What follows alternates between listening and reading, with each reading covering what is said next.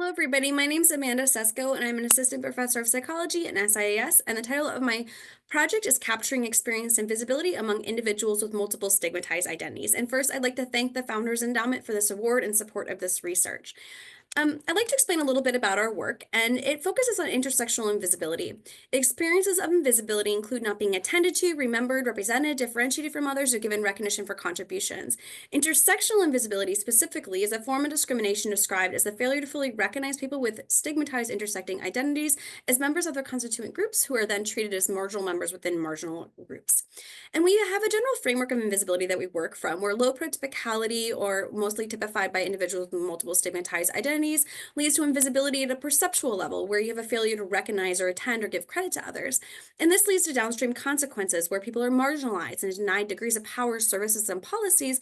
And then you have invisibility at an experiential level, where it's not being heard or seen. We've asked questions in our previous work at the perceptual levels, questions such as, are Black women invisible at a basic cognitive level? And we've shown that invisibility is documented in Black women's faces going unnoticed, where they're poorly recognized or distinguished from other, and voices going unheard, where statements are misattributed to others, relative of those to white women and Black and white men. And then in more recent work, we've asked questions such as, do individuals with multiple stigmatized identities report more experiences of invisibility as conceptualized at the perceptual level in our earlier work? And we designed the experience invisibility scale to test this. The EIS asked questions such as, my contributions to group discussions often go unnoticed, and things like, sometimes people who should know me don't recognize me. And across 3 studies, we showed, as theorized, that number of stigmatized identities predicted increased experiences of invisibility and in turn lower well-being, as depicted here from one study. In the current work, we're testing the psychometrics of the EIS with the aim of allowing for broad-scale use by scholars interested in capturing, understanding, and reducing experiences of invisibility, a relatively under-recognized but acute form of discrimination. What we've accomplished thus far is we've really analyzed data, we've conducted a pilot study, we've established a bifactor model that taps into the 2 factors of unheard and unnoticed that we expected. We designed 3 studies for scale validation, and we're submitting a register report to +1 later this month. And up next, we're going to collect data and submit for final publication. I'd like to leave with an impact statement, and this is a statement from a Black, lesbian, middle-class woman from our previous work, who says, there are moments where I feel like nothing I do or ever do will make any sort of impact on the world. Sometimes I feel very small in the whole world grand scheme of things, and nothing I say or do will make a difference. Sometimes it's like I can fade into the background and go about life without making a splash, no matter how hard I try. Sometimes it feels like no one will listen because of my racial identity, gender, and sexual orientation. And this really typifies what we mean when we're talking about invisibility. And with that, I would like to thank my collaborators and the many UWT students who have worked on various iterations of this work. Thank you. Good afternoon. We are here for the Founders Endowment video presentation on our collab capstone project entitled Community Engaged Civil Engineering and Urban Design Learning Experience at UW Tacoma. My name is Nara Almeida. I am an international scholar from Brazil, and here at UW, I am an assistant teaching professor in the School of Engineering Technology in the program of Civil Engineering. And I'm Bára Shafátová, pronouns she, her. I'm an international scholar from the Czech Republic, and I'm an assistant professor in the School of Urban Studies teaching urban design. We developed the Senior Design Capstone course for winter and spring 2025 as a high-impact learning experience and a research study. Yes, as part of our academic impact, we want to assess the pedagogical benefits of this interdisciplinary community-engaged learning experience. And by that, we have a method of having the pre-test and protest and weekly reflective journals from our students. And we want to publish our findings in both a civil engineering and another urban design journal. The broader impacts of this project were, for example, student-led community engagement on campus, involvement in the UWT master planning process, submission to the EPA Campus Rainworks Challenge, and Engineering Education Award. So how does this all fit with our areas of research? My research in particular focuses on sustainable solutions within urban environments. And teaching civil engineering capstone project previously, I have included partnerships with mentors and experts in the field. And my research is broadly about spatial justice in the built environment. And teaching the urban design capstone previously, I have included partnerships with communities. But neither of us collaborated across disciplines previously while teaching the capstones, the endowment allowed us both to offer interdisciplinary and community collaboration in our classes. A story we want to share, one each, from the urban design perspective after the first class collaborating with civil engineers. I was debriefing with the urban design students, and their first response was, "What do you mean they do the design? We do design." Yes, and similarly, among the civil engineering students, they're asking if they would really work together with urban design professionals in real life, because they're used to do the numbers and not usually collaborate with other disciplines. And we also want to share that we learned a lot about interdisciplinary collaboration as instructors. So thank you. Thank you.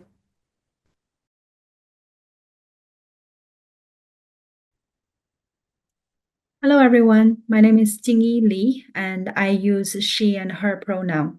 I am an assistant professor in the School of Nursing and Healthcare Leadership at the University of Washington, Tacoma. I am a Chinese American woman, a first-generation immigrant, a nurse, an educator, and a community advocate. So the title of my project is Promoting Health Equity Through Cultural Adaptation of Alzheimer's Cafe in Chinese American Communities.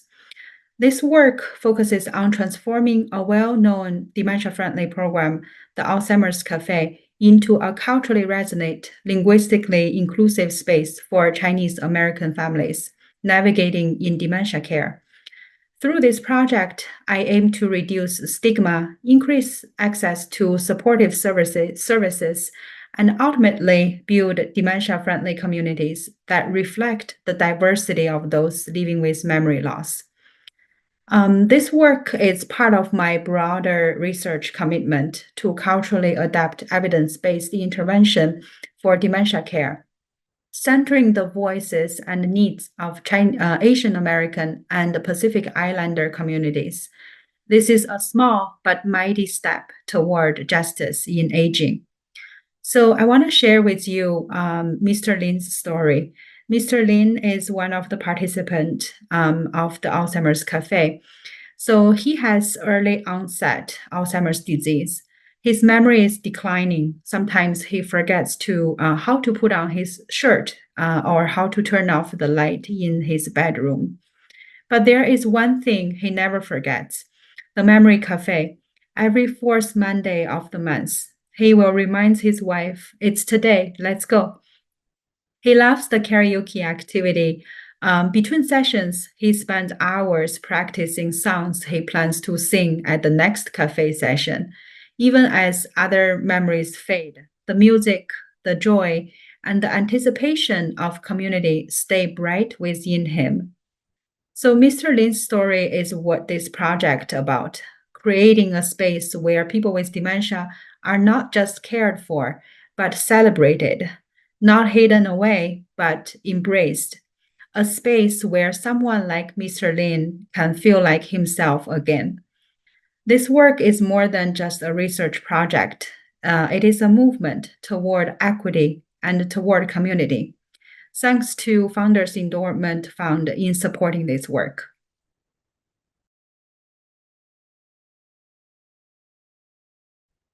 Hi, Emma Rose, she, her pronouns, School of Interdisciplinary Arts and Sciences. Part of my larger research agenda is to understand how design is done in practice so that can inform teaching. One of the areas that my collaborators and I have been looking at over the past several years is the importance of storytelling. We hear again and again from our research participants how important it is to be a good storyteller. And in a recent study, several participants mentioned that their background in theater or learning from someone in theater was crucial, and these experiences really informed their professional lives, which made me think, well, we have this incredible theater professional here on our campus teaching students and creating amazing works of art.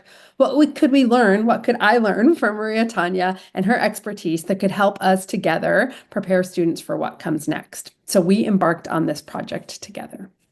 Hi, I'm Maria Tanya Bandas Becerra Weingarten, Associate Teaching Professor in the School of Interdisciplinary Arts and Sciences. I teach theater in the arts, media, and culture major. When Emma approached me. We had incredible conversation about the types of skills that students learn in the acting classroom. Things like agency, being comfortable in our own bodies, body language, empathy, emotional intelligence, collaboration, accountability. I could go on. Many people refer to these skills as soft skills. There's nothing soft about them. And I appreciate that Emma actually referred to them as human skills. I have often referred to them as essential skills. These are skills that employers look for. Employers want our graduates to be able to do the job, but having these human skills gives our graduates a competitive edge in the hiring process. Through our conversations, it became evident that to effectively convey to employers that they possess more than the technical knowledge, students need to learn how to connect themselves to their resumes. In other words, they need to learn how to tell their stories. And the skills learned in the acting classroom can help to do that. Emma visited our acting class and was struck by improvisation. Improv has several roles in the theater. In the rehearsal room, I often use improvisation to look for character and develop character beyond the text. And in the acting classroom, it can help actors explore things like quick thinking, creative problem solving, active listening, confidence, adaptability, collaboration, and spontaneity.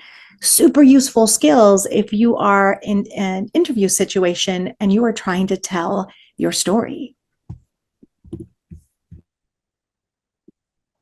This work that we've been doing together has already informed how I'm teaching my class in innovation and design for the minor as students prepare their professional portfolios. We've taken improv and turned it into story games where students are thinking about their backgrounds and their lives and connecting it to the work that they've done here at UW-Tacoma.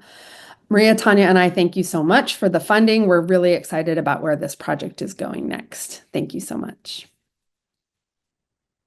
Hi, UW-Tacoma community. This is Cassie Mura. I use she, her pronouns, and I'm an associate teaching professor in the School of Interdisciplinary Arts and Sciences.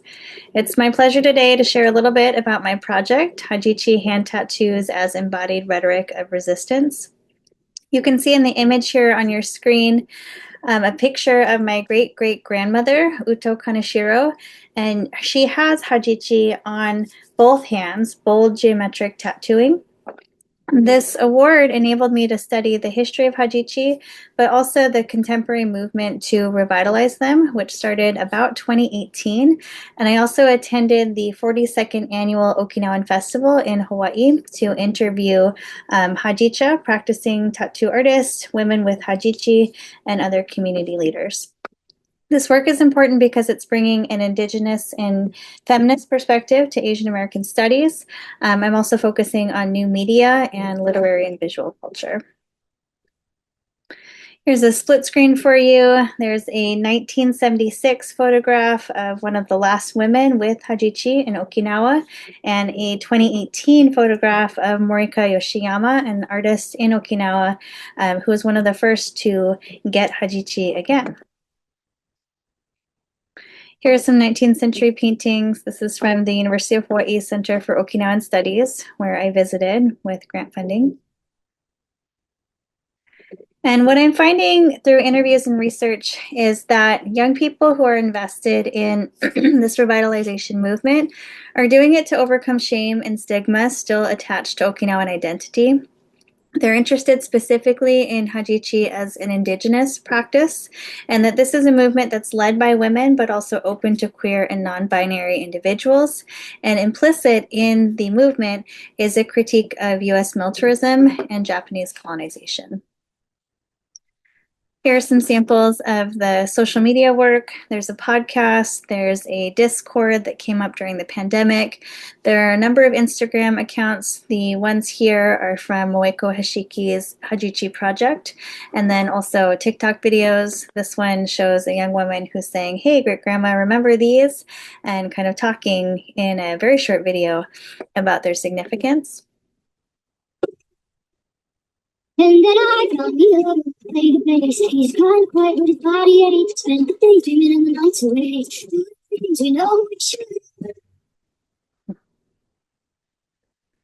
And in terms of award outcomes, so this has really enabled me to do a lot of work that I wouldn't have been able to otherwise. I mentioned the 10 interviews with community members.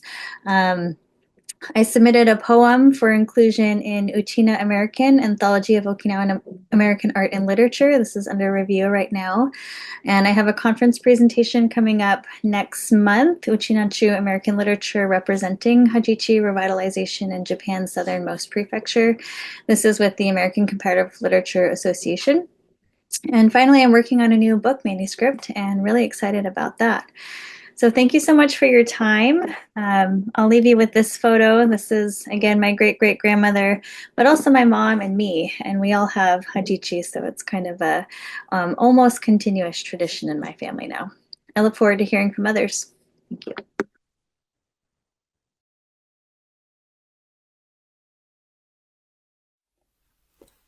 My name is Martine de Kok and I'm a computer science professor at the School of Engineering and Technology. I am not going to tell you how many years I have already been at UWT because that would reveal too much about my age. What I can instead tell you is that around 10 years ago, I conducted work on healthcare data analytics at the UWT Center for Data Science, and that research felt very important and meaningful. There was one big problem though, which is that it was very difficult to get real patient data for our research. And this is very problematic for a researcher in AI like myself, because to do AI, you need data. A system like ChatGPT, for instance, is trained on hundreds of billions of words scraped from the web. Of course, patient data is not just freely available on the web. Instead, it's kept by hospitals and it's subject to very strict access controls. And this is with good reason because, patient data is very sensitive data and it should be protected. But at the same time, it's also the main reason, I believe, why AI remains underdeveloped in healthcare. This was my main inspiration to start doing research on privacy-preserving AI, which is all about how we can enable AI with very personal data without compromising privacy. And it may sound a bit like magic, but there are actually cryptographic techniques that make it possible to train AI models over data without actually seeing the data. Developing such technology was a key goal of our Founders Endowment project. I have been very fortunate to find wonderful collaborators for this project, namely Dr. Ling Hong Hung from the School of Engineering and Technology and Dr. Wei-Chia Yuan from the School of Nursing and Healthcare Leadership. To continue our work together, we have started a new interdisciplinary lab called the Rail Lab. Rail refers to the fact that there was once a railroad going through the UWT campus, but of course also to the kind of responsible health AI research that we do together. Our lab has received funding from the NIH Aim Ahead program, which has allowed us to involve many graduate and undergraduate students. Working together with faculty and students across the disciplines of computer science and nursing has been fun and enriching, but at times also very challenging. It takes a lot of effort to see each other's perspective, to learn to speak the language of the other discipline, and even to adjust to a totally different publication culture. In the end, we do believe that the effort is worth it to arrive at high-impact research. On behalf of Wei-Chia, Hung, myself, and all the students in our Rail Lab, I would like to give a big thank you to UWT for the Founders Endowment Award and for providing an environment in which interdisciplinary research can thrive. Thank you.